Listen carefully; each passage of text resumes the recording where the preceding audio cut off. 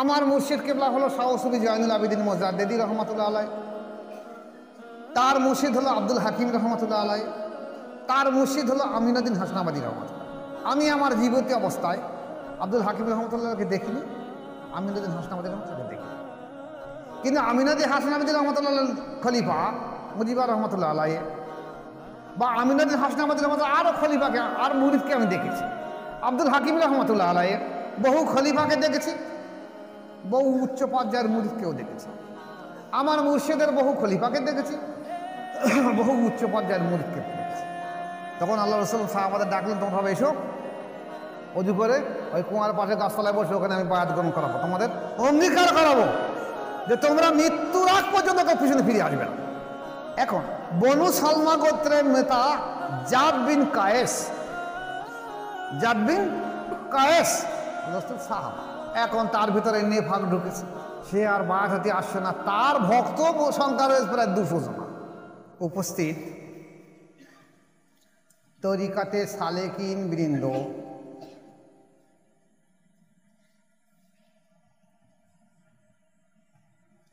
আজকেকার একটা বিশেষ আলোচনা থাকবে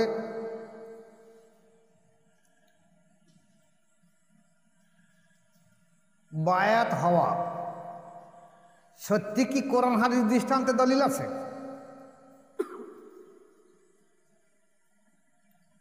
সাহাবাদের জমানায় কি সত্যিকারের বায়াত ছিল? আল্লাহ রসুলের জমানায় ছিল? বায়াত না হলে কি হবে, আর বায়াত ভঙ্গ করলে কি হবে? কোরআন কি বলছে, হাদিস কি বলছে?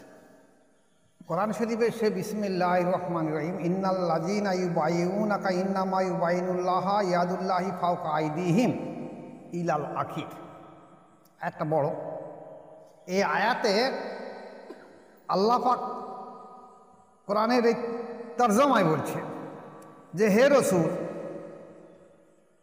যারা আপনার কাছে মুরিদ হচ্ছে বা বায়াত হচ্ছে তারা কিন্তু আমি আল্লাহ পাক আমার কাছে বায়াত গ্রহণ করছি, তোমার কাছে বায়াত হচ্ছে না। কে বলেছে? আল্লাহ পাক বলেছে। এখন মজার জিনিস এই জায়গায় আমি আসছি, ওখানে মজার জিনিস দেখি না, কোরআন লেখা হয়েছে কবে? রাসূল পাক সাল্লাল্লাহু আলাইহি ওয়াসাল্লাম দুনিয়ায় আসার পরে যখন বায়াত করানো হচ্ছে তখন কোরআন লেখা হয়নি। এ কোরআন তার পূর্বে লেখা হয়েছে,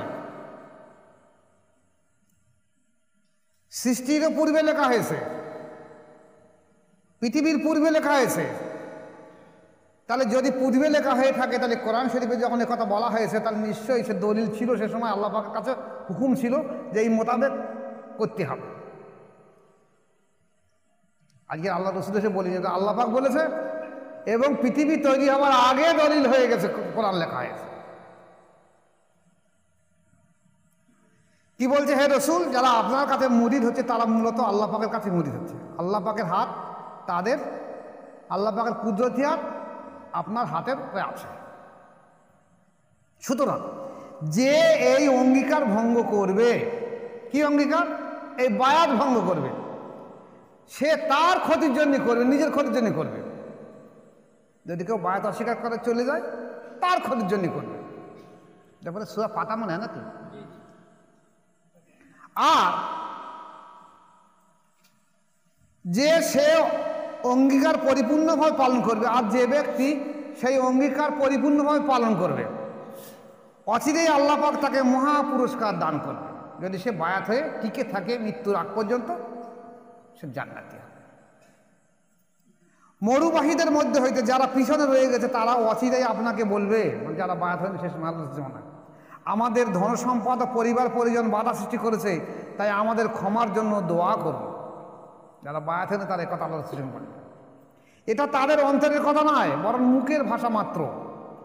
আপনি বলবেন আল্লাহ পাক ক্ষতি করতে চাইলে অথবা উপকার করতে চাইলে তাকে কে বাধা দিতে পারবে?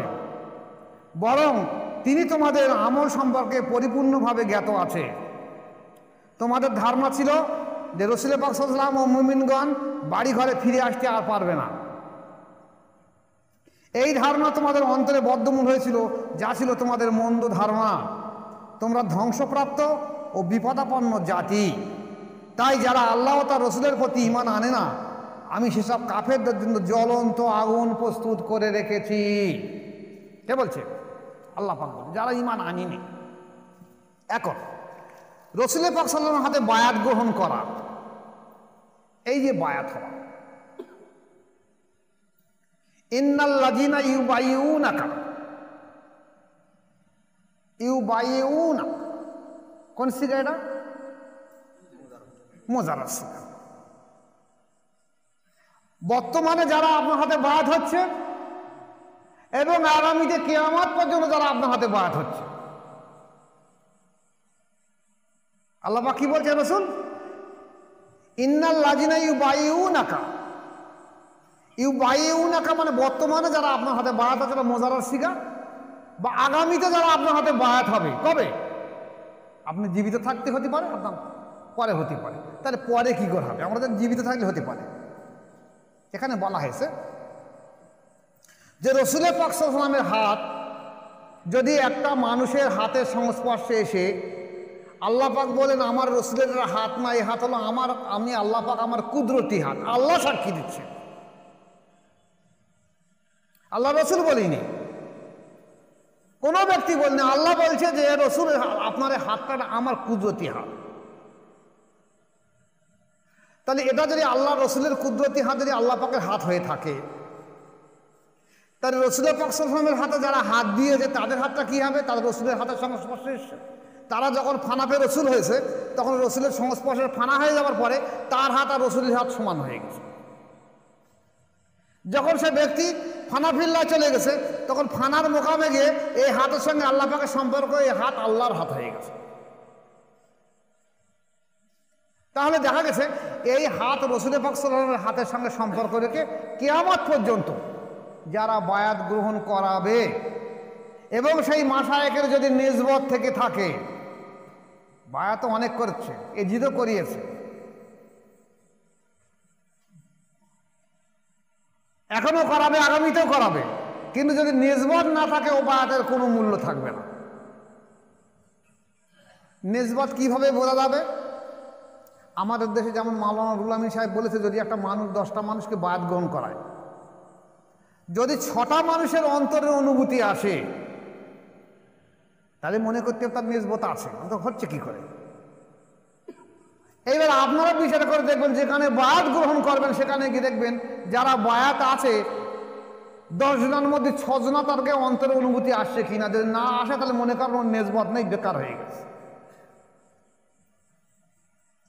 ও খেলাফত থাকতেই পারে, কিন্তু নিসবত নেই। এই নিসবত হচ্ছে আল্লাহর কানেকশন। আমি একথা গতবার একদিন বলেছি, আবার একটু বলে দিলে বুঝতে পারবেন, যে আমি এই মাঠে 20 বিঘে জমি চাষ করি, কিন্তু জমি আমার নয়, আমি লিজে চাষ করি না ভাগে চাষ করি। এখন কোনো একজন ব্যক্তি এসে আমাকে বলছে এই মাঠের এখান থেকে আমাকে 5 কাঠা জমি দেন, একটা বাড়ি করবো। জমি তো আমার, আর আমি তাকে লিখে দিচ্ছি টাকা নিয়ে, 5 লাখ টাকা কি 10 লাখ টাকা নিয়ে জমি লিখে দিচ্ছি, যা একটা স্ট্যাম্প পেপার লিখে দিচ্ছে এই ধারে 5 কাঠা জায়গা নিয়ে। কিন্তু ওদের তো গ্রান্টেড হবে না, কারণ জমি তো আমার নেই, আমার জমি না তার দোকান থেকে। ঠিক নিসবত তেমনই, এই নিসবত এমনভাবে উঠে গেছে আজকের বিশ্ব থেকে। দেখবেন অন্য অনেক জায়গায় বায়াত গ্রহণ করতে এই কথা বলছে, তুমি বায়াত হচ্ছে আমার কাছে, তবে এই কথা চিন্তা ভাবনা করবে, আমার বাপ আমার দাদা তার ওসিলা করে বলবে যে তোমার কলবে ফয়েজ আসে। আমার দাদা পীর বা আমার চাচা পীর তাদের ওসিলা করে আমার কলবে ফয়েজ আসে।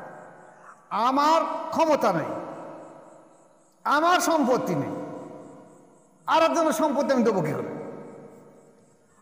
একটা মানুষের মুর্দাদের জিন্দা করে দেওয়ার ক্ষমতা হলো একটা মাশায়েখের, তার ক্ষমতা নিয়ে সে বলছে যে বলো যে আমার আব্বাজি বা চাচাজি বা আমার দাদাজির কাছ থেকে কলবের ফয়েজ তোমার কলবে আসে।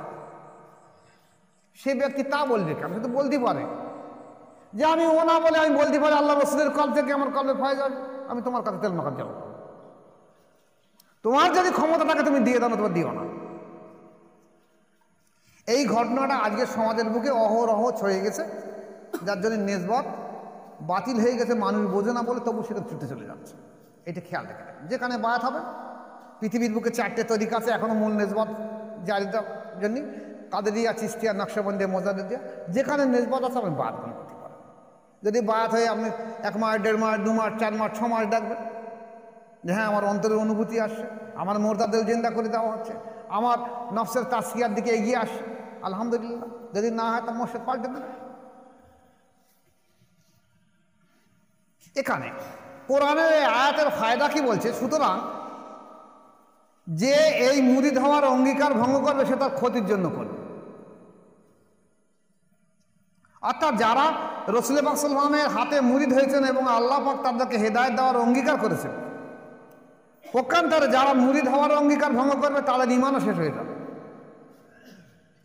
আল্লাহ রসুলের হাতে হাত দেওয়ার সঙ্গে সঙ্গে আল্লাহ পাক ওয়াদা করছে, ও হাত আমার হাত, আমার কুদরতি হাত, এবং এই হাত তোমাকে জান্নাতে নিয়ে যাবে।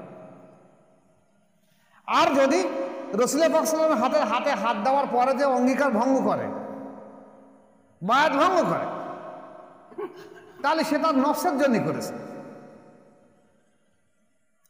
আর বলছে পক্ষান্তরে যারা মুরিদ হওয়ার অঙ্গীকার ভঙ্গ করবে তাদের ঈমানও সঙ্গে সঙ্গে শেষ হয়ে যাবে। এর অর্থ হলো তারা পূর্বের ন্যায় কাফের প্রমাণিত হয়ে যাবে। যারা সেদিন বায়াতে অংশগ্রহণ করেনি তাদেরকে এই আয়াতে কাফের বলে আখ্যায়িত করা হয়েছে।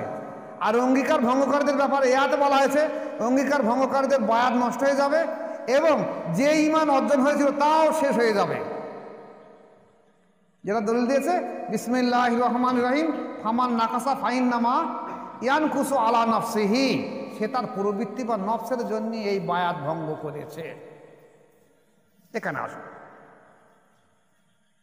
আমি আমার জীবনে আমার মুর্শিদ কিবলা হলো শাহ সুফি জয়নুল আবেদিন মোজাদ্দেদি রহমাতুল্লাহ আলাইহি, তার মুর্শিদ হলো আব্দুল হাকিম রহমাতুল্লাহ আলাইহি, তার মুর্শিদ হলো আমিনুদ্দিন হাসনাবাদী রহমাতুল্লাহ। আমি আমার জীবতী অবস্থায় আব্দুল হাকিম রহমতুল্লাহকে দেখিনি, আমিনুদ্দিন হাসনাবাদী রহমতুল্লাহকে দেখিনি। কিন্তু আমিনুদ্দিন হাসনাবাদী রহমতুল্লাহ খলিফা চৈতে মুজিবুর রহমতুল্লাহ আলাইহি বা আমিনুদ্দিন হাসনাবাদী রহমতুল্লাহ আরও খলিফাকে আর মুরিদকে আমি দেখেছি। আব্দুল হাকিম রহমতুল্লাহ আলাইহি বহু খলিফাকে দেখেছি, বহু উচ্চ পর্যায়ের মুরিদকেও দেখেছি। আমার মুর্শিদের বহু খলিফাকে দেখেছি, বহু উচ্চ পর্যায়ের মুরিদকে দেখেছি। আমার জীবনে ধারণা হয়েছে কি বহু মানুষ এসেছে বায়াত গ্রহণ করেছে, যেমন আমিনুদ্দিন হাসনাবাদী রহমতুল্লাহ কাছে, আব্দুল হাকিম রহমতুল্লাহ কাছে, আমার মুর্শিদের কাছে। দুটো একটা কথা বলে বুঝতে পারবেন। আব্দুল হাকিম রহমতুল্লাহ ঘটনা বলি। 1993 সালে তখন আমি বাংলাদেশে যাই, সাতক্ষীরা।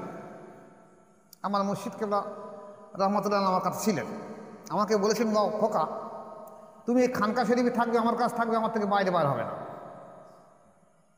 আমি বললাম কেন? বলো ও তুমি এখন বুঝবে না, তোমার সঙ্গে পরে বলো। কিছু একটা গোপন করতে চাচ্ছে। তো আমার তখন কম বয়স হলে কীরকম হয়, একটু উশৃঙ্খল মতন হয়। কী হবে দেখি, খানকায় রয়েছে 1 দিন 2 দিন 3 দিন, তা কাহা তো খানকায় বসে থাকতে পারি, চুপচাপ বসে রয়েছে, খাওয়া দাওয়া করে বসে থাকি। তাহলে একটু বাইরের দিকে যাই। আর খানকা শরীফের বাইরে হেঁটে পাকা রাস্তা, মেন রাস্তা, আমি রাস্তায় এসে দেখছি একজন ব্যক্তি কোট প্যান্ট নেকটাই পরে হাতে অ্যাটাচি নিয়ে হেঁটে যাচ্ছে ঘনঘন করে, আমার সামনে আসছে। আসসালামু আলাইকুম। ওয়ালাইকুম আসসালাম। আমার হুজুর তখন খানকা শরীফে বসে রয়েছে, আমার দেখছে যে সেই একটা হাকিম সাহেবের একটা মুরিদ আসতেছে, ও যে আবার কী বলবে এখন আমাকে বলছে আপনি কোথায় এসেছেন? আমি বলছি এই আমার দাদা পীর সাহেব আব্দুল হাকিম রহমতুল্লাহ খানকা শরীফ এসেছে। বলছে আচ্ছা আচ্ছা আচ্ছা আচ্ছা, আর জায়গা বল না, ভাষাটাই এরকম বলছে। কেন, কি হয়েছে? বলছে ও লোকের ইনসাফ আছে। 3-4 জন খেলাফত 4 লতি ভাই কাজ করে, আর আমি 26 লতি ভাই কাজ করে দেবো আমার খেলাফত দিই, তাহলে ইনসাফ আছে? আমি এই কোর্টের অ্যাডভোকেট। আমি বলি এই জন্যই আপনার খেলাফত নেই, জানে আপনি ধ্বংস হয়ে যাবেন, জাহান্নামে হয়ে যাবেন। আজ আপনি মুর্শিদের বিরুদ্ধে কথা বলছেন কেন? বলছি এটা বেইনসাফি করার বলা যাবে না। বলে এই জন্যই তো বলছি আমি ধ্বংস হয়ে যাবেন, জাহান্নামে হয়ে যাবেন। আরো লোক জানতো বলে, আল্লাহ ওয়ালি মানুষ বলে জানতো জাহান্নামে যাবে, তো ওরা খেলা পারলে কি করে? ও লোক আমার কথা শুনে গজ গজ গজ করে চলে যাচ্ছে। আমার সঙ্গে এই কথা বলে তুমি এই জবাব দিচ্ছ, চলে। আমার হুজুর খানকার থেকে দেখেছে আমার সব, দেখে আমার বলে খোকা ভিতরে এসো। আমি গেলাম, বলি কী বলছো? আমি এই বলে তুমি কী জবাব দিচ্ছ? আমি এই দিচ্ছি। ঠিক বলছি। এইসব শয়তান কিছু কি আছে বাচ্চা মসজিদের কাছে? বলে আমি তোমাকে বাইরে বাড়াতে বলি না কেন, এরকম শয়তান এখানে ভর্তি রয়েছে হাকিম সাহেবের কাছে। যারা বায়াত হয়েছিল এই শয়তান এখানে আশেপাশে ভর্তি রয়েছে। তাদের কাজ হলো একটা মানুষ ইমান আনলে তারা ইমান আনতে দেবে না। এবং এই শয়তান আমার দাদা বিশ্বাস, মানে উনি বলছেন আমার দাদা বিশ্বাস আমিনুদ্দিন হাসনাবাদীর আমাদের ওখানে হলে, এখানে গিয়ে দেখি তাই। এখানে গেছি, এখানে আমার অনেক অনেক কথা বলেছে, বড় বড় বয়স্ক বয়স্ক মানুষ আমাকে এই কথা বলেছে, আপনি এখানে এসেছেন কেন? আমি বললাম তারা সে যে ভাষা বলেছে সব কথা আর ইউটিউবে না বলা ভালো। আমার মুর্শিদের কাছে বহু মানুষ বায়াত গ্রহণ করেছে। আমি আসার আগে বহু মানুষ বায়াত ছিল, সেই মানুষগুলো সব নিরুদ্দেশ হয়ে গেছে। দেখা গেছে কেউ 10 নম্বর 12 নম্বর 14 নম্বর 24 নম্বরে কাজ করে সব ধ্বংস হয়ে গেছে। কেউ তবলিগ জামাত করে, কেউ নামাজ পড়ে না, কেউ শরাব পান করে, কেউ ভণ্ডামি করে বেড়ায়। আর খেলাফতটাও তো সে একই অবস্থা।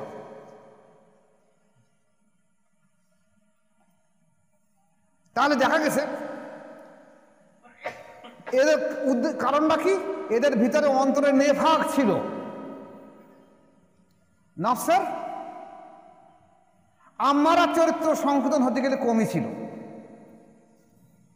এখন আপনি বলতে পারেন নফসে আম্মারা চরিত্র সংশোধন না হলে তাহলে একটা মসজিদকে খেলাফত দিল কি করে, বা উপরের দিকে ওঠে কি করে? এই ঘটনা ইউটিউবে বলা সম্ভব নয়, অনেক কিছু থাকে জিনিস,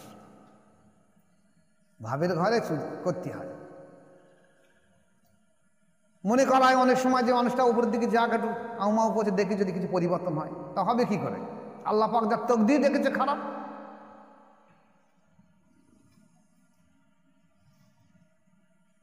যেমন দেখা গেছে রাসূল পাক সাল্লাল্লাহু আলাইহি ওয়াসাল্লাম জামানায় এমন ছিল, যখন হুদাইবিয়া, মদিনা থেকে রাসূল পাক সাল্লাল্লাহু আলাইহি ওয়াসাল্লাম বললেন যে আমি উমরা শরীফে যাব, চতুর্দিকে ইলহাম করে দাও। এখন তো আমাদের মনে তো এই বাঙালির ব্যাপার না, কাঁটালিয়ার ব্যাপার না। তখন ঘোড়ায় চড়ে যেতে 200 কিলোমিটার 300 কিলোমিটার 500 কিলোমিটার দূরে একজনের মুরিদের বাড়ি, সব ঘোষণা হয়ে গেল। এখন মক্কা থেকে মদিনার দূরত্ব হলো 400 কি 500 কিলোমিটার, 480 বোধ হয়। তাই 500 কিলোমিটার দূরত্ব তো সব একসঙ্গে হাজির হতে পারবে না। তা আল্লাহ রাসূল বলেছেন দেখো তোমরা এখান থেকে যেখান থেকে আছে এসে গিয়ে এই হুদাইবিয়া বলে একটা কুয়া আছে, ওটা মক্কার কাছাকাছি, ওই কুয়ার ওখানে সব পৌঁছে যাবে, আমরা ওখান থেকে সারিবদ্ধভাবে মক্কা শরীফে যাব, চতুর্দিকে সব ওখানে হাজির হয়ে যাবে, আর মদিনায় আসতে হবে না। ইতিহাস বলছে 1700 জন মুরিদ, আল্লাহ রাসূল 1700 জন মুরিদ ছিল সে সময়, ওমরার জন্য বেরিয়েছে। হুদাইবিয়ার ওখানে গেলে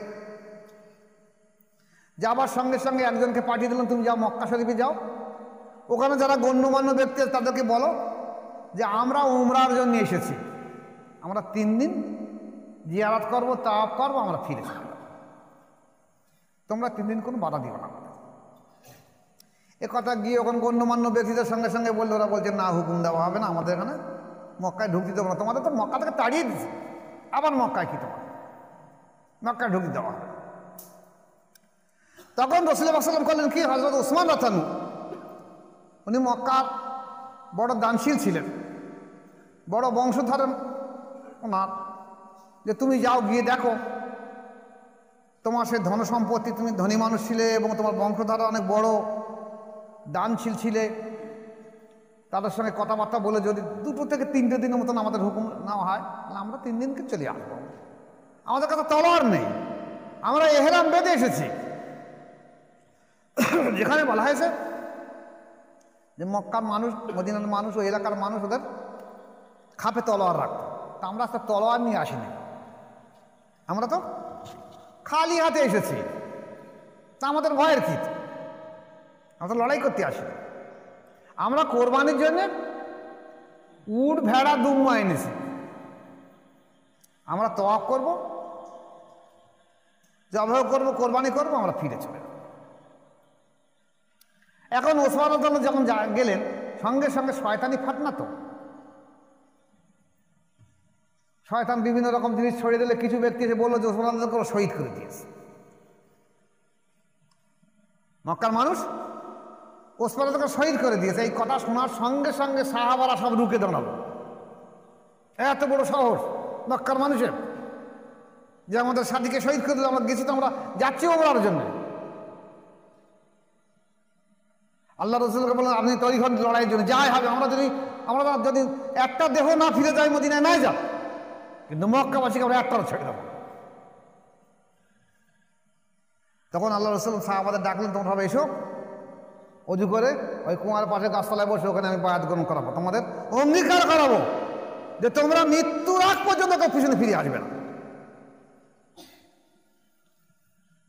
সবাই বসলো, অজু টজু করে বসে গেল, বায়াত করালে, তাওবা পড়ালেন।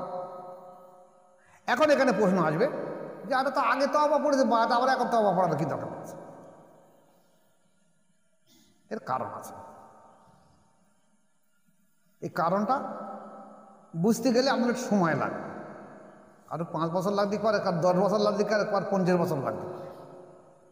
আর না হলে আমার মতন রাতের ঘুম হারাম করে দিয়ে বসবাস করতে হবে, তাহলে আল্লাহ পাক হয়তো আপনাকে বুঝে দিতে পারে। যদি কোনোদিন আমার পর্যায়ে আসে তাহলে বুঝিয়ে আসবেন, তো বুঝিয়ে আসবেন। তবু যতটা ভাঙার আপনাদের বুঝির জন্য যতটা ভাঙার সম্ভব হয় ততটা ভেঙে দিয়ে দিচ্ছে। বায়াত গ্রহণ করার পরে মানুষ তো রক্তে মাংসে করা মানুষ, তার ভিতরে নফসের ধোঁকা আসতে পারে।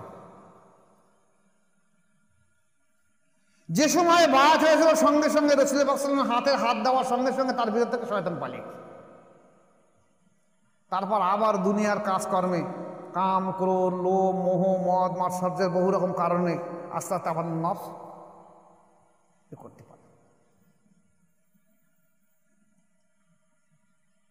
তা হুজুর পাক সাল্লাল্লাহু আলাইহি ওয়াসাল্লাম বায়াত নেওয়া হবে, অঙ্গীকার নেওয়া হবে, ফের বায়াত হলেও ফের অঙ্গীকার নেওয়া হবে, দেখা যাক কারা এই দাঁড়িয়ে থাকতে পারে। এখন বনু সালমা গোত্রের নেতা জাদ বিন কায়েস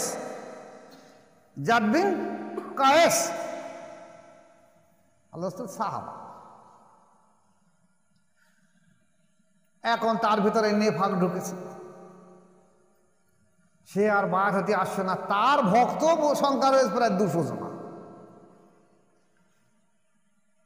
তারা তাদের নেতা মনে করে, নেতা যদি আসে তাহলে আমরা যাব। নেতাও বলছে কি আমার সেই লাল রঙের উটটা হারিয়ে গেছে, তাই খুঁজতেছি, তোরা একটু খুঁজে খুঁজে দে। আসলে বায়াত হব না এখানে, যদি যাই আমরা খালি হাতে, আর মক্কাবাসীরা তো তলোয়ারে বসে রয়েছে, আর আমরা যাচ্ছি খালি হাতে, তা কেউ তো আর মদিনায় ফিরে আসবে না, তো যতটাই এড়িয়ে থাকা যায়। এরা টকবক করে ফুটছে লড়াই যাওয়ার জন্য, যে আমরা ওসমান রাদিয়াল্লাহু বদলা না নে ফেরবো না, তাই যদি শহীদ হয়ে থাকে সব শহীদ হয়ে যাবো। আর এরা এই বাহানা করে যে আমার উঠ হারিয়ে গেছে বলে খোঁজাখুঁজি আরম্ভ করছে, বায়াত হচ্ছে, বারবার তাকিয়ে দেওয়া চেয়েছো, বায়াত হয়ে যাও, আমার উঠটা আমি পাই আগে, তারপর দেখি। আর ওর সঙ্গে 200 ব্যক্তি, তারাও বলে ঠিক আছে আমাদের দলের সর্দার যদি বায়াত হয় তাহলে আমরা হব। এই 200 ব্যক্তি বায়াত হবে। এদের উপরে আল্লাহ পাক গজব নাযিল করেছে, যে এরা জাহান্নামী হবে। একদিকে তারা বায়াতকে অস্বীকার করলো, আর দ্বিতীয় দিক দিয়ে তাদের ভেতরে মুনাফিকি ছিল বলে তারা এই সময় বায়াত না হয়ে পালিয়ে গেল, অভিনয় করে। এ সম্পর্কে কোরআন বলছে বিসমিল্লাহির রহমানির রহিম, অমাল্লাম ইউমিন বিল্লাহি ওয়া রাসূলিহি ফাইন না আতানা লিল কাফিরিনা সাইরা।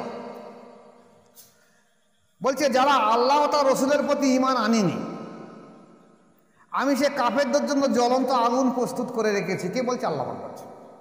অর্থাৎ যারা রসুল পাক সাল্লাল্লাহু আলাইহি ওয়াসাল্লামের হাতে মুরিদ হয়ে ঈমান গ্রহণ করেননি, তারা কাফের হওয়ার কারণে জাহান্নামের আগুন তাদের জন্য প্রস্তুত রাখা হয়েছে।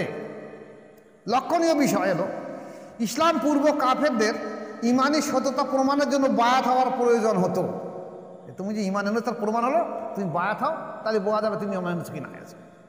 কিন্তু মুসলমান হওয়ার দাবি করা সত্ত্বেও যারা বায়াত হয়নি তাদেরকে সতর্ক করে বলা হয়েছে যে তোমাদের ঈমান গ্রহণের সত্যতা প্রমাণিত, তোমাদের ঈমান এনেছো সেটা সঠিক নয়। এটা বায়াত হওয়ার পর যখন ফের বায়াত হলো না, তখন বলা হলো তোমাদের বায়াত হলো সঠিক বায়াত হওনি, ওটা মুনাফিকি রেখে বায়াত করেছে। যে কারণে তোমরা বিগত যুগের কাফেরদের মতো রয়ে গেছো, তাই তোমাদের জন্য জাহান্নাম অপেক্ষা করছে। আর যারা বায়াত হয়নি তারা জাহান্নামী, আর যারা বায়াত হওয়ার পরে ফের আল্লাহ রসুলের কাছে বায়াত হুকুম দেওয়ার সঙ্গে সঙ্গে বায়াত গ্রহণ করেননি, এরাও জাহান্নাম। এমনইভাবে এখনো যদি কেউ রসুল পাক সাল্লাল্লাহু আলাইহি ওয়াসাল্লামের এই আমলের উপর ভিত্তি করে মুরিদ হন, তাহলে সে ব্যক্তিকে হেদায়েত দেওয়ার জিম্মাদার আল্লাহ পাক হবেন ইনশাআল্লাহ। তার হেদায়েত কে দেবে? আল্লাহ পাক দেবে যদি কেউ বায়াত গ্রহণ করে। কেননা রসুল পাক সাল্লাল্লাহু আলাইহি ওয়াসাল্লাম আর দুনিয়ায় আসবেন না, কিন্তু তার নবুয়াতের কাজ চালু থাকবে। তিনি আপন উম্মতের হাক্কানি পীর মাশায়েখদের উপরে কাজের জিম্মাদারি রেখে গেছেন। কে? আল্লাহ রসুল। তাই বলছেন আল উলামাউ ওয়ারাসাতুল আম্বিয়া, আলেমরা হলো নবীর ওয়ারিস।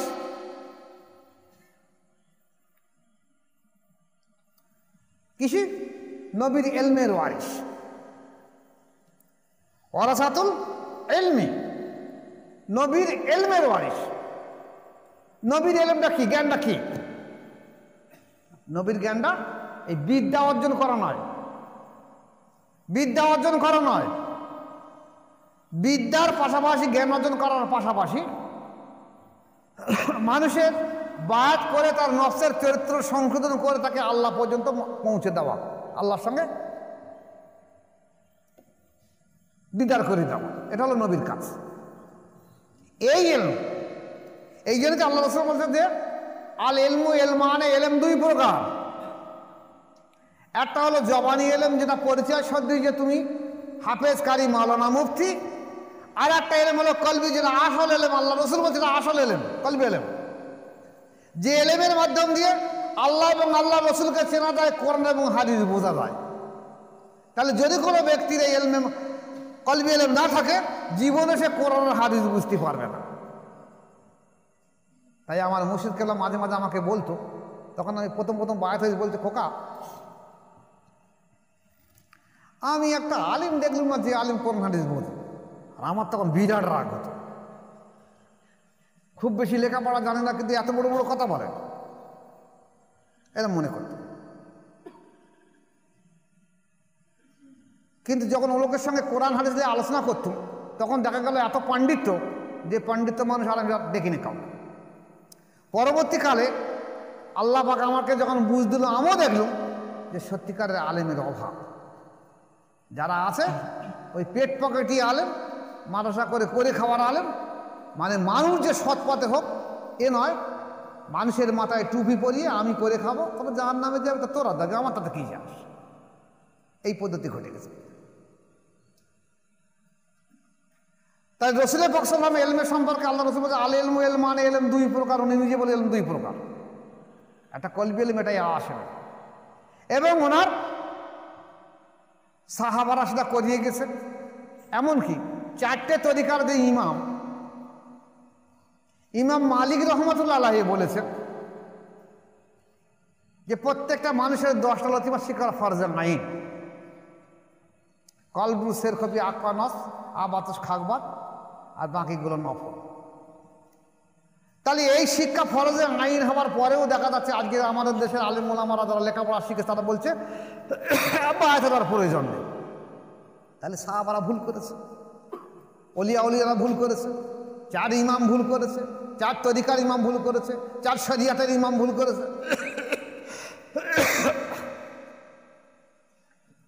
এখানে দেখুন সুতরাং রসুল পাক সাল্লাল্লাহু আলাইহি ওয়াসাল্লামের কাছে মুরিদ হওয়ার দ্বারা ঈমান অর্জন করার যে নিয়ম বর্ণিত হয়েছে, বর্তমান মাশায়েখদের হাতে বায়াত হলেও সেই ঈমানের সত্যতা প্রমাণিত হবে ইনশাআল্লাহ। তাই বর্তমানে যারা পীর মুরিদি বেদাত বলছে, তাদের ঈমান থেকে বঞ্চিত থাকার আশঙ্কা প্রবল। তারা ঈমান না হয়ে মরতে পারে। তাদের হেদায়েতের জন্য মেহনত করা বৃতাশ্রম ছাড়া আর কিছুই নয়। সহিহ মুসলিম শরীফের 2য় খণ্ডে 128 পৃষ্ঠায় বর্ণিত আছে, রসুল পাক সাল্লাল্লাহু আলাইহি ওয়াসাল্লাম বলেছেন, যে ব্যক্তি আনুগত্য করা থেকে হাত গুটিয়ে নেবে বা বায়াত হওয়া থেকে হাত গুটিয়ে নেবে, কিয়ামতের দিন তার নাজাতের জন্য কোনো উপায় পাবে না। এবং যে ব্যক্তি বায়াত না হয়ে মরবে, সে জাহেলিয়াতের যুগে কাফেরদের মতন হয়ে মরবে। তাহলে একদিক থেকে বায়াত না হয়ে কাফেরের মতন মরবে, আর যদি সে বায়াত না হয়ে তাহলে সে আনুগত্য করে, সে সেখানে কোনো মাশায়েখ বা মুর্শিদ বা কোনো তার রাহাবার খুঁজে পাবে না, সেখানে কেউ তার সুপারিশ করবে। তাই রসুল পাক সাল্লাল্লাহু আলাইহি ওয়াসাল্লামের স্বর্ণযুগ থেকে নিয়ে আজ পর্যন্ত মুনাফিকরাই পীর মুরিদি অস্বীকার করে আসছে। কারা অস্বীকার করছে? মুনাফিক। যারা অস্বীকার করছে সব মুনাফিক।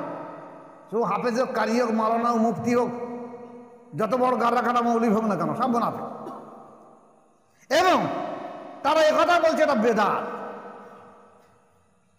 বায়াত হওয়া মুরিদ হওয়ার বেদাত, এসব মুনাফিকদের কাজ।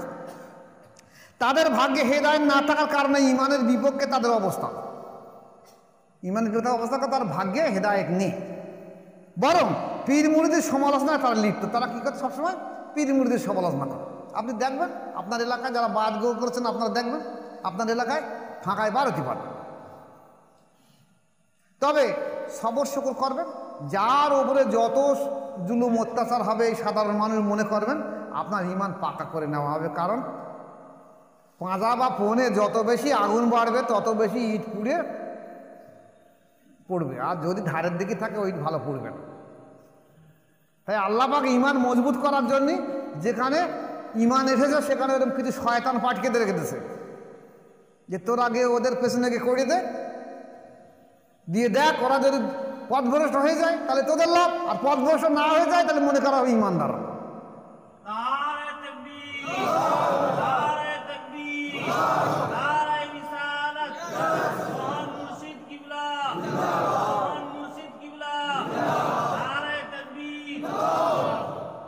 বলা হয়েছে তারা হেদায়েত থেকে দূরে গুমরাহির পথ বেছে নিয়েছে। কারা? এ বিষয় নিয়ে তাদের সাথে তর্ক বিতর্ক করা অর্থহীন। তারা তো গুমরাহি পথ, তাদের সঙ্গে তর্ক করবে কেন? হে আল্লাহ, আমাদেরকে রসুল পাক সাল্লাল্লাহু আলাইহি ওয়াসাল্লামের পীর মুরিদির তরিকায় চলতে সাহায্য করুন এবং আমাদের আপনার সাথে সম্পর্ক দান করে আখিরাতের নাজাত দেওয়ার ব্যবস্থা করুন। আল্লাহুম্মা আমিন।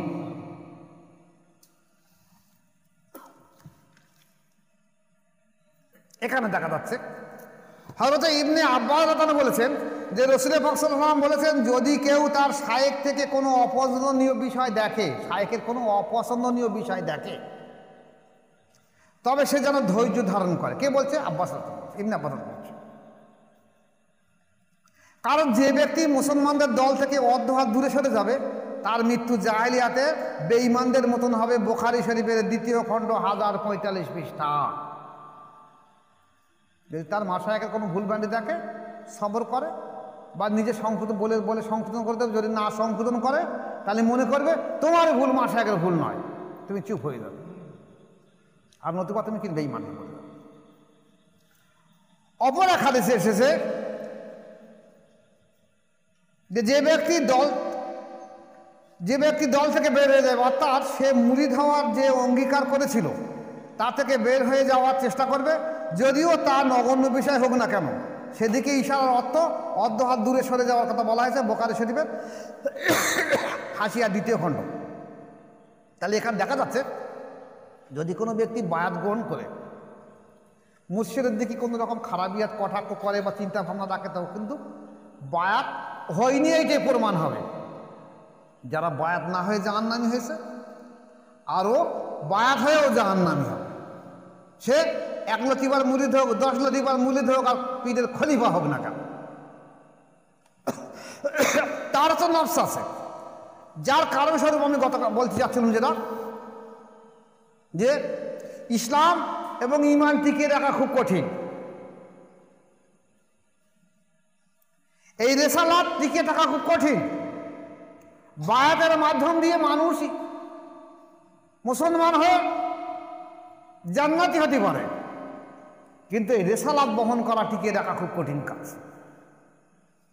ভালো করে খেয়াল করবেন, কারবালার প্রান্তরে হোসেন রাদিয়াল্লাহু শহীদ হবার আগ পর্যন্ত বহু মানুষ সেখানে ছিল কারবালার প্রান্তরে।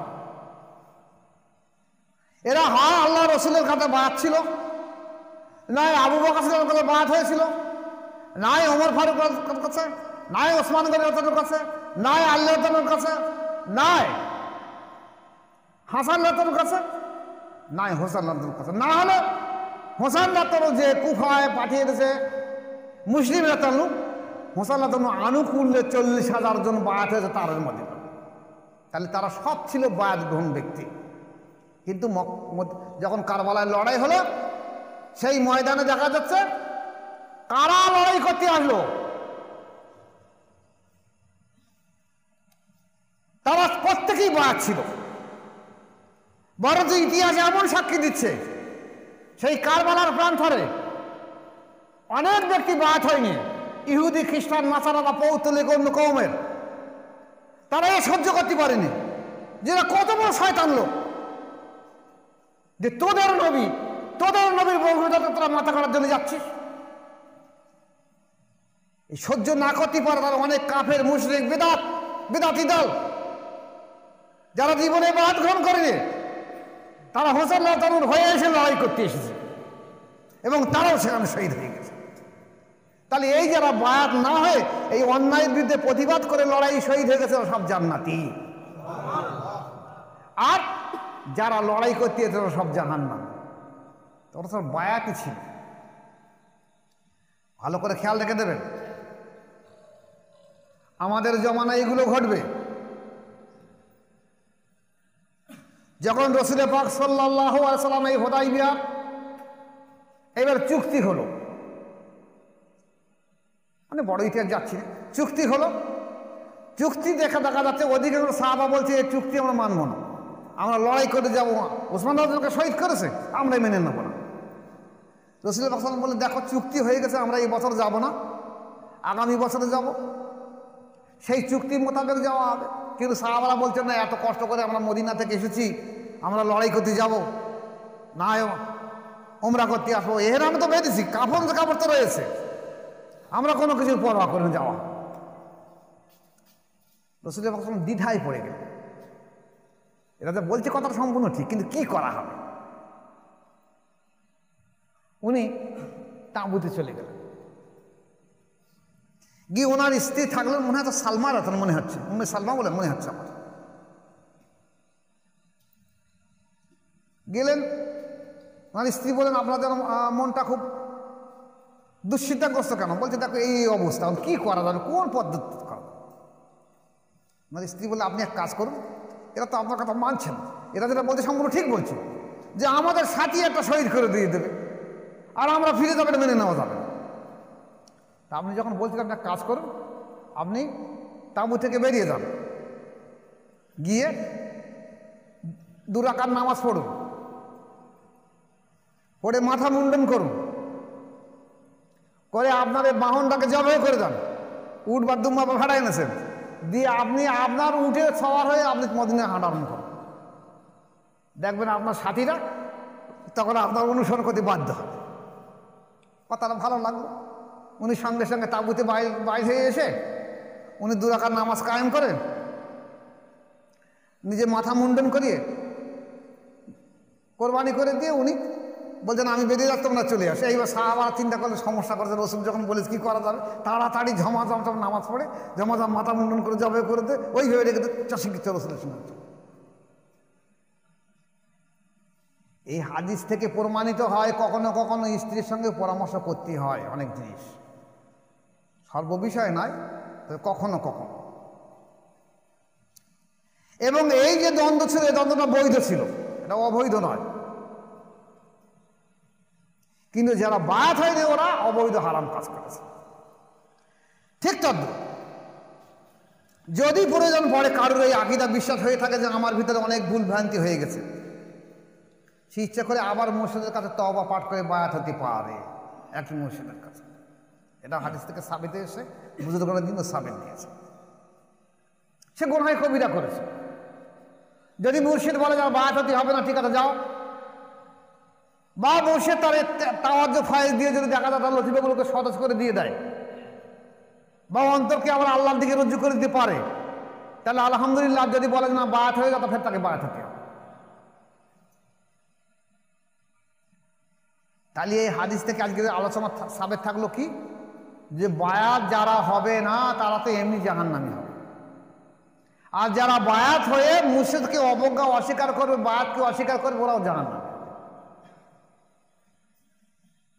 এবং যদি বলা হয় আমরা বুঝবো কি করে, হ্যাঁ আপনি যদি বেঁচে থাকবেন তারা মরার আগে দেখে যাবেন। বহু মানুষ এরকম থাকে। কারণ আমি আমিনুদ্দিন হাসনাবাদী রহমতুল্লাহ বহু মুরিদকে দেখেছি, আব্দুল হাকিম রহমতুল্লাহ বহু মুরিদকে দেখেছি, আমার মুর্শিদের বহু মুরিদকে দেখেছি। যারা এই পাঁচ লিপ খেয়েছে তাদের শেষ পরিণতি কি হয়েছে আমি বলবো না, নামগুলো বলা ঠিক নয় আমার। বহু ব্যক্তি আমি জানি, কারণ ওই 3-4 পুরুষের কথা বলতেছি। আর আমার পরের ঘটনাগুলো আমি বলতে পারতেছি না, তাই আমি নোট করে লিখে রেখে যাচ্ছি। যদি আল্লাহ পাক আপনাদেরকে তৌফিক দেয়, আমার পরবর্তীকালে আমার এই ওসিয়াতগুলো নোটগুলো দেখে নেবেন যে আমি কার কার বিষয়ে কী লিখে গেছি।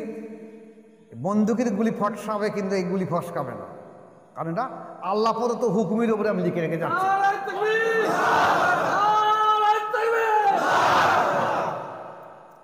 এই জন্য সাবধান হয়ে যাবে। মুর্শিদকে কখনো মুর্শিদ বলে মানবেন না। মুর্শিদকে আজকেকার জামানায় আপনি আপনার নায়েবে নবী বলে মেনে নেবেন, তাহলে আপনার পক্ষে সহজ হবে তরিকা টিকে থাকা। আর যদি আপনি মুর্শিদকে মুর্শিদ মনে করেন যে ফল্লার ছেলে ফল্লা, তা ও আবার মুর্শিদ তাই মুর্শিদ বলবো, কেউ বলে আব্বা তাই বলবো, কেউ বলে বাপ তো আমি বলবো, আমার সবক পাঠে ঠিক আছে, ঠিক আছে। মুর্শিদকে নায়েবে নবী বলে মেনে নেবেন। হাদিস শরীফ এসেছে যে বনি ইসরাইল বংশের এমন অনেক নবী এসেছে আল্লাহ রাসূলের মধ্যে, তাদের থেকে আমার উম্মতের অনেক ব্যক্তির দরজা সমান অনেক বেশি। তারা কারা? আমি হাদিসে বহু গবেষণা করেছি, বহু গবেষণা করার একটা জায়গায় হাজির করেছি।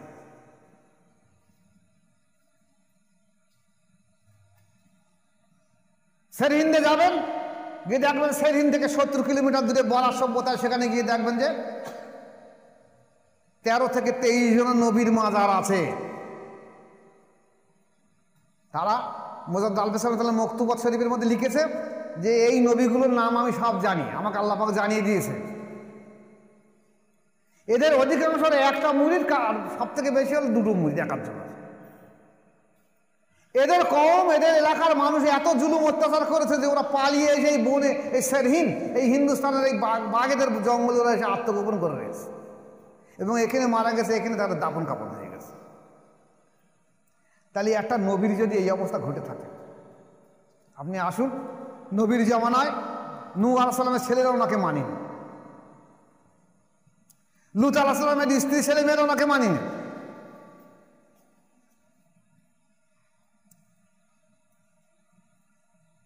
তদ্রুত থাকবে, তার মাধ্যম দিয়ে একটা হক জিন্দা হবে। আজকের আমার এই যে 18 মুরিদ আছে, 1 লক্ষ মুরিদ আছে। যদি কোনো ব্যক্তি সঠিকভাবে ঈমান এনে এবং সঠিকভাবে দাঁড়িয়ে থাকে মৃত্যুর আগ পর্যন্ত, মুজাদ্দ আল-বেসাম রহমাতুল্লাহর বক্তব্য অনুযায়ী বেশক সে ব্যক্তি জান্নাতি হয়ে যাবে। এবং মুজাদ্দ আল-বেসাম রহমাতুল্লাহ বলছেন, আমার কোনো মুরিদের, আমার তরিকার কোনো মুরিদের, কোনো খলিফার যদি কোনো মুরিদ বাল গ্রহণ করে থাকে এবং সে যদি মৃত্যুর আগ পর্যন্ত মুর্শিদকে মুর্শিদের উপরে দাঁড়িয়ে রেখে দিতে পারে, তাহলে তাকে না নিয়ে আমি জান্নাতে হাজির হব না। তাই যদি হয়ে থাকে তাহলে জান্নাত সহজ, কিন্তু রেসালাতটা কঠিন। এই রেসালাতটা বহন করা কঠিন। এই রেসালাত সবাই বহন করতে পারবে না, কারণ সবার ঘাড় সোজা না, যে 2 মণ 4 গুণ মাথা চাগিয়ে দিলে নিয়ে যাবে, ঘাড় মুখ দুমড়ে পড়ে মরে থাকবে। আল্লাহ যাকে ইচ্ছা করবে তাকে দেবে, আবার আল্লাহ তাকে ইচ্ছে কথা ধ্বংস করে দিয়ে দিল। আমার মুর্শিদ কেবলা বলতো যে খোকা জহুর শুনে রেখে দাও যে আল্লাহ যদি তোমার চুল ধরে উঁচু করে, সারা দুনিয়ার মানুষ যদি তোমার পা ধরে ঝুলে পড়ে, তো কেউ কিছু করতে পারবে না, তোমার উঁচু হয়ে যাবে। আর আল্লাহ যদি তোমার ঘাড় ধরে বসিয়ে দেয় আর সারা দুনিয়ার মানুষ যদি তোমার ঘাড় ধরে উঁচু করে, কেউ কিছু করতে পারবে না। তা আল্লাহ পাকের ইচ্ছা। তা আল্লাহ যদি কোনো ব্যক্তিকে মূল রেসালাত দিয়ে, বেলায়েত দিয়ে, কামালত দিয়ে পাঠিয়ে দিয়ে না যে এর মাধ্যম দিয়ে আমি দিনকে জিন্দা করব,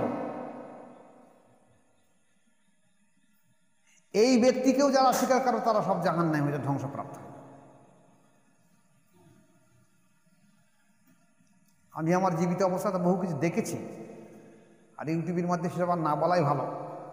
তবে বলছে এই কথা যে রেসালাত বহন করা কঠিন। মোজাররদ আল-বেসারী রহমতুল্লাহ 10,000 খলিফা রেখে গিয়েছিল, 10,000।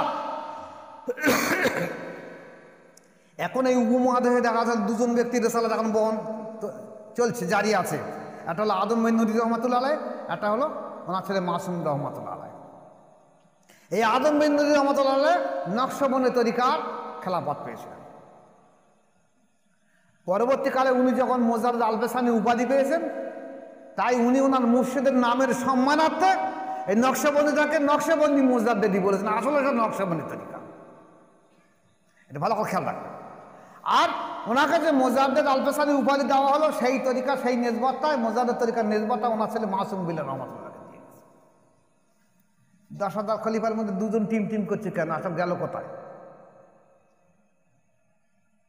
মাসুম বিল্লাহ রহমতুল্লাহ 700 খলিফা ছিল, একজন আসার গেল কোথায়? নেসবতটা কোথায়? আমিনুদ্দিন হাসনাবাদের মধ্যে দুজন খলিফা, হাজী রিয়াস আলী খান শাহজাহানপুরী রহমতুল্লাহ বলে 29 জনের খলিফা। আমার ইতিহাসে পেয়েছে, আর আমি কত আছে জানি না, তার মধ্যে মাত্র একটারই আমিনুদ্দিন হাসনাবাদী রহমতুল্লাহর নাম এসেছে, তার নেসবত ছিল। আমিনুদ্দিন হাসনাবাদের মধ্যে দুজনের খেলাফত, আব্দুল হাকিম রহমতুল্লাহ হচ্ছে মুজিবা সাহেব। একজনের কাছে নেসবত আছে আব্দুল হাকিম রহমতুল্লাহ, এখানে নেসবত মুছে গেছে। ওই টুমটুম করে টিমে বাতির মধ্যে জ্বলছে। এরপর আসে আমিনুদ্দিন আব্দুল হাকিম রহমতুল্লাহ 39 জন খলিফা। কি রকম আগুন লেগেছে তা কি আর বলি বল না। আমার কাছে বাংলাদেশ থেকে অন্তত কিচ্ছু যদি না হয় 50 জন পীর সাহেব বাদ গেল। এখন আমরা জানি মোজাদের তরিকার মধ্যে কোনো রকম বেদাত থাকবে না, তা মোজাদের তরিকার বহু মাসায়েখ বাদ হচ্ছে এবং হওয়ার পরে বলছে সত্যি তো কল জারি হয়, দেখতে পাচ্ছি। তারা খেলাফত পেয়ে, তাদের মুরিদ আছে, কেউ বলছে আমার 500 মুরিদ, কেউ বলছে আমার 700 মুরিদ, কেউ বলছে আমার 250 মুরিদ আছে। কিন্তু আপনি ইউটিউবে বলছেন যে কল জারি হয়, তো আমরা তো বুঝতে পারিনি। এই এখন আপনার কাছে বায়াত হওয়ার পরে, ইউটিউবের মাধ্যম দিয়ে বায়াত হওয়ার পরে এখন তো সত্যিকারে কল জারি হচ্ছে, তাহলে হয় দেখতে পাচ্ছি। তা আমার হুজুর আমার মুরিদগুলো তাদের উপরে কী হবে? আমরা আপাতত এইভাবে চালাও, আর কী করবেন না তাদেরকে বাদ করে দিয়ে দেবো। তাহলে আব্দুল হাকিম রহমতুল্লাহ আলাইহির যে মোজাদের তরিকার খাস নেসবত, সেই নেসবতে যদি এই আগুন ধরে যায়, তাহলে আর ওই চিশতিয়া কাদের তরিকার কী হবে? তাই দেখা যাচ্ছে মুষ্টিমেয় ব্যক্তি ছাড়া নেসবত মুছে গেছে।